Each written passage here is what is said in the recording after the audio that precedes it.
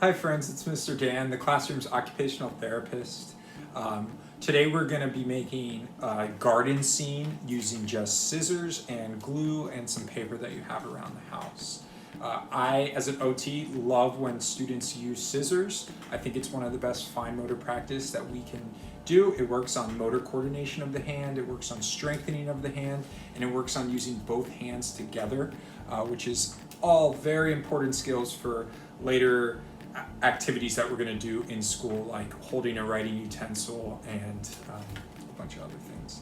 Before we get started, I just wanted to talk about the scissors that we use inside the classroom and introduce them to you.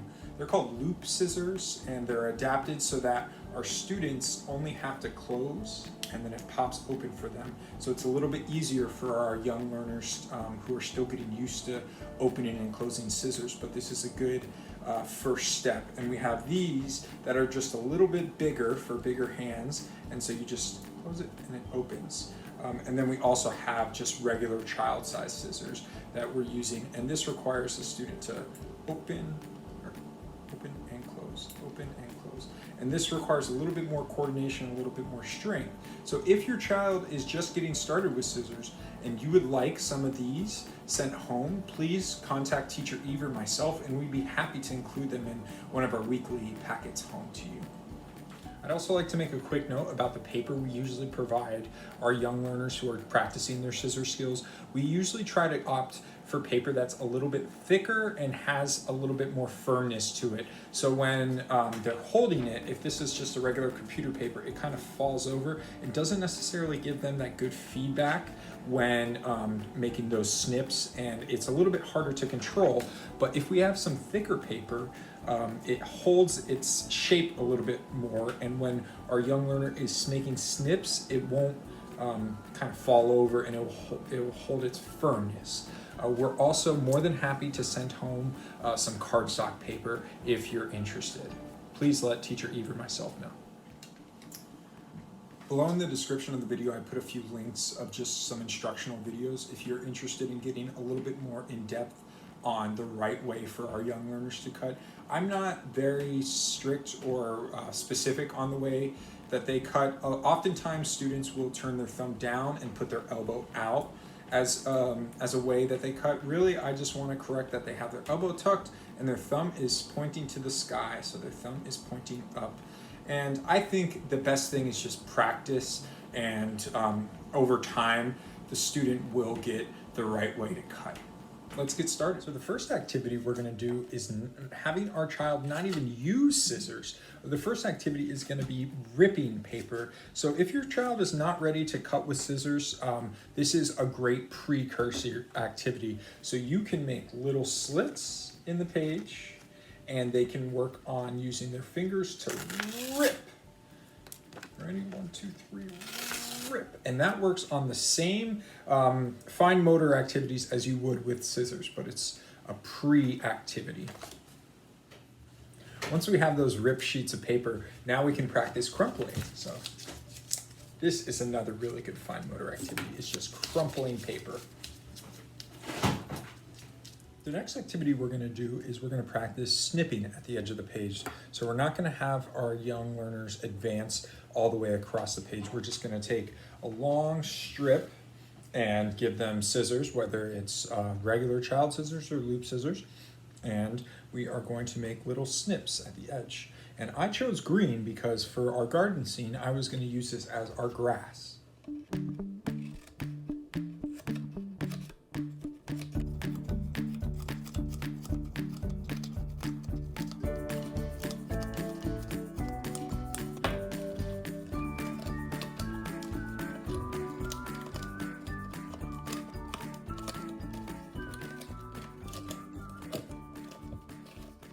The next activity we're going to work on is our child opening and closing the scissors and advancing it on a page to cut on a straight line.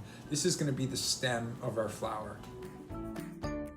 Adult can take a ruler and a marker to make some bolded straight lines for our child to cut on. It's going to be roughly 6 to 8 inches long.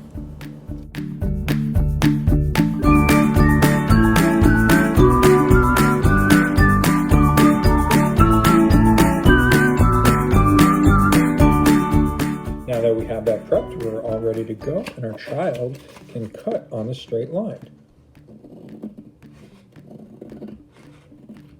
If they're going off the line, you could say, stay on the line. Or if it's a specific color that you made, I like to do it in bright yellow or bright blue. You could say, stay on the yellow. Keep on going all the way.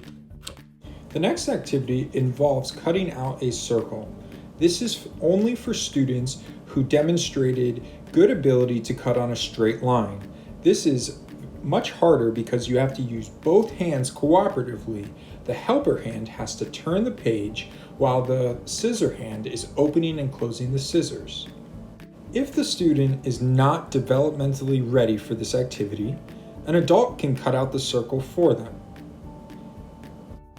An adult should take a medium-sized bowl and sketch out a circle for the student to eventually cut.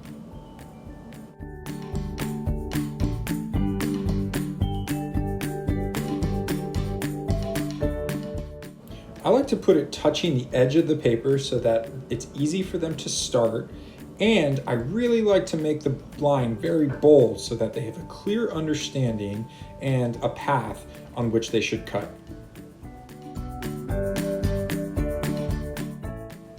If the student predominantly uses their right hand, they will cut towards the right direction. If they use predominantly their left hand, it will be the opposite. I'm really using my helper hand to turn the paper, while my cutting hand is simply making snips. Now I've completed all of the cutting prep, and I'm going to start gluing down the materials. I am using a glue stick. You can use liquid glue or tape, whatever you have in the house.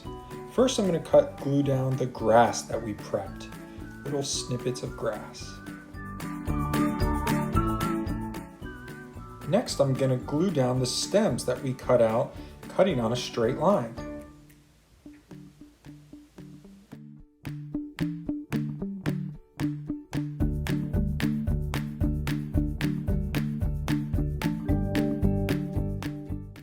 For the flower petals, I'm going to use some of the paper that we crumpled.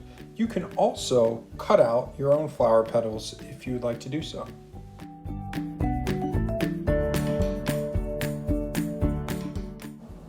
Now let's glue down the large circle that will be our sun.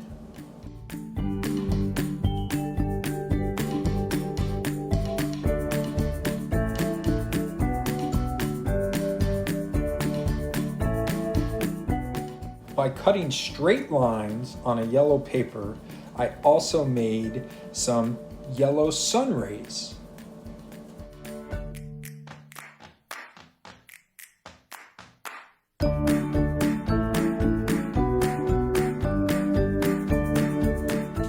Well, maybe not my most beautiful work, but I had a lot of fun doing it with you guys. And we got to work on some important skills. We worked on crumpling. We worked on cutting on straight lines. We worked on snipping at the paper and cutting out shapes. So I had a great time, and I hope you did as well. And I look forward to working and playing with you next week. Bye, friends.